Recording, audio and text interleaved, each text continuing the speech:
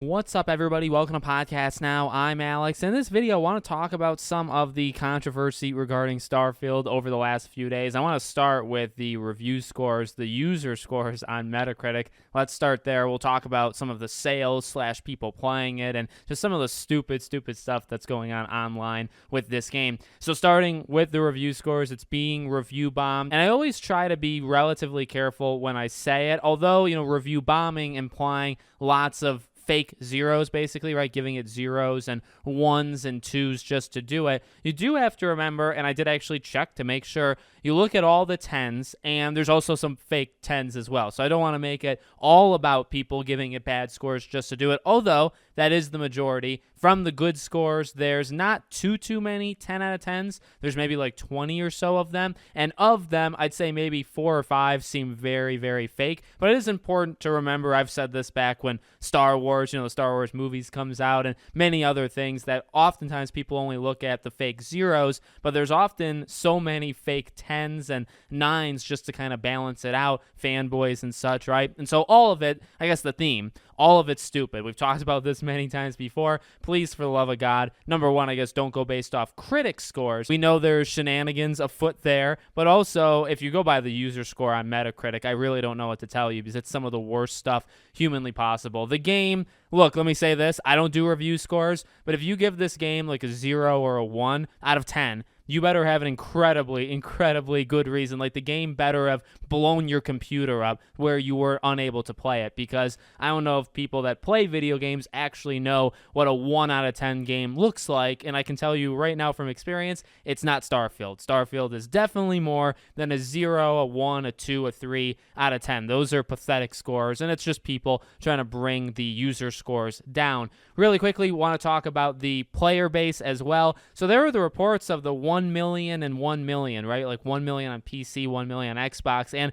that's not really verified. It's just like numbers kind of floating around. Obviously, Phil Spencer talked about the 1 million concurrent players on launch day. And it's going to be, well, number one, really interesting to see over the weekend because, the game launching to everybody, and many people did do the collector's or deluxe edition, right, to be able to play it early, but many people didn't. Many people waited for Game Pass, and it seems like the majority waited for Game Pass to happen before playing the game. That's not a bad thing. I'm just saying that seemingly is what happened. So I'm going to be interested to see what this game does on like Friday, Saturday, Sunday, I guess tomorrow, Saturday, Sunday. We've seen games like Hogwarts Legacy and Baldur's Gate. They both reached their peak concurrent players on the weekends of when they came out. Now, because Starfield, it came out last Friday for a lot of people, and it hit a really pretty big number, right? 240,000 people playing it concurrently. And now you have this, and will it beat that number? Will it get closer to 300,000 this weekend? If it's going to happen, it's going to be this weekend. And then the final thing is I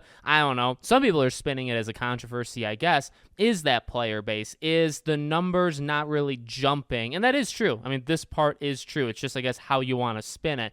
The numbers not really jumping on Steam from, say, the day before or this past weekend to the day the game came out, right? And, okay, well, where are all the players? Well, again, you got to remember, those are people that bought the game, and for me, I think that is more of a sign of Game Pass. And again, that's Xbox or Microsoft's strategy. If that's the way they want to do it, which it clearly is, I don't really see any negative there, and that's what you got to remember, and that's where I really want, not just Phil Spencer, I guess, but I really like some numbers over the next couple of weeks. So, like, 1 million people playing it on console and PC at one time on Wednesday. That is massive. And you know what a lot of those numbers are? In fact, the majority are Game Pass. That has to be, right? Because you have maybe 250,000 people. And obviously there's more than that bought the game, like literally bought it on Steam. But obviously people that are playing it all at once, you can take some of that number, but not all of it. But again, for me, I default back to, I think Game Pass is working its magic. I long said I would not be surprised if you see numbers that are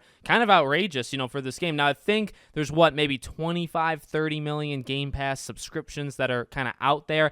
Obviously, not every single person on planet Earth that has Game Pass is going to play Starfield. You also have to remember people that don't have Game Pass are going to buy Starfield. So I would not be surprised if we saw numbers of 15 to 20 million people played the game. Now, maybe they didn't play it for like 100 hours, but you know how they always kind of spin it, these companies, right? They play it for an hour or two and they count it, which everybody does. So I don't want to be too harsh on it. I think that'll actually be the number. I think we could see that in the next week or two, that 15 or 20 million people played this game over the first couple of weeks. It seems like at least maybe a million plus got it through the early editions of the game. You can tell that again from Steam. You know, a lot of people on Xbox as well. Maybe a million's a little too high, maybe 500, 600,000 people, but it could be much higher than that. And then the amount of people that either bought it day one or then again we're playing it on Game Pass, I think that's millions. I think millions and millions of people, and that's why you're not seeing the number on Steam